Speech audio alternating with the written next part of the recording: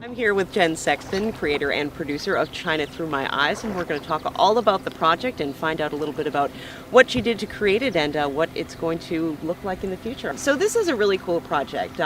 You brought your daughter to China and filmed the adventure just to see what China was like through her eyes. How did you get the idea for this?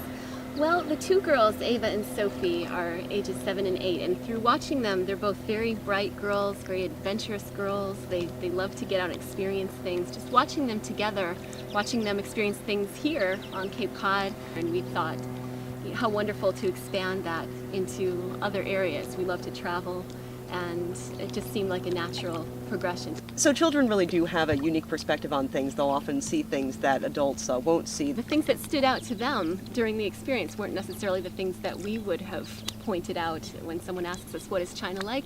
We would hear some very unusual responses from the kids about what they would see in the supermarket, for example, what kinds of fruits and vegetables they would see, what kinds of foods they tried, the different things that they saw children doing or didn't see children doing there.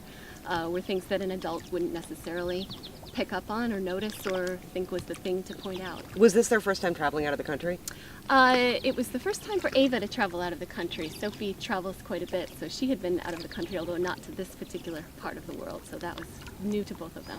We did a lot of hopping taxi cabs, buses, trains, subways, boats, ferries, everything you can think of, so that was actually part of the fun. As I said, they're very adventurous. They love waiting for a subway and hopping in. That was part of the fun for them. We flew into Hong Kong. We stayed in Hong Kong for 4 days. And we stayed in the Pearl River Delta area. After we left Hong Kong, we traveled onto mainland China and took a train up to Guangzhou, where we spent 3 more days experiencing that city, which was, of course, completely different from what we'd just become accustomed to. When we were done there, we got on a bus and traveled again south down to Macau, a completely different environment for all of us.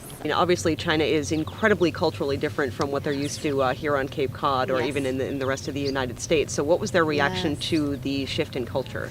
Yes, they were fascinated. I mean, everything from the things they'd see in the supermarket. The supermarket looked sometimes like an aquarium to them. There were fish and crabs and things in the supermarket that they didn't expect. There are people living in extraordinarily high skyscrapers in Hong Kong, and you can see their laundry hanging out the windows in a window that's so high you wouldn't expect someone to be living that high.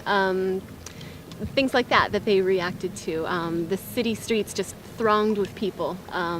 Children walking to school in their school uniforms.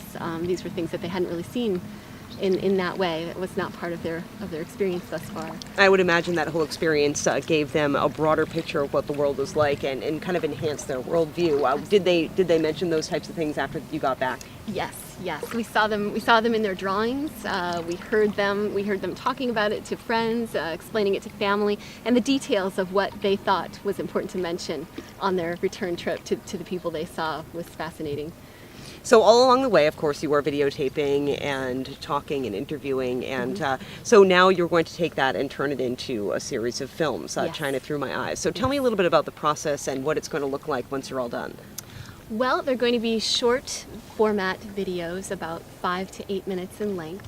One thing that you will not see in the video is an adult talking, steering the experience, directing them, telling them what to notice. That's not going to happen. You will not hear an adult voice. It will be the girls describing their experiences. You'll see them having their experiences. Who is your target audience for China Through My Eyes? Well, I think that elementary schools are using visual media more and more, and with an elementary school age child, a short, interesting, snappy little piece is an excellent size to be able to sort of digest. I mean, they'll sit and they'll watch, they'll take in the information, and then it will be finished, allowing time for discussion and inquiry. They can talk about what they've seen, talk about what they think they might have done in the situation, and discuss it rather than sitting and for too long a time and not having those ideas fresh in their mind for discussion immediately afterward. I think that will be key. And do you think that by having it narrated and is essentially just kids, it will be something that they'll absorb more because it's one of their peers as opposed to something seen through the eyes of an adult? Yes, I do. I think children in school, they've gone from their home where they're being directed into school where they're again being directed by an adult. And I think sitting down and having an experience come to them from another child is refreshing and engaging, and it's something that they can really relate to. China Through My Eyes is coming to WGBH this fall. You can find us on Facebook by searching for Through My Eyes. Thank you.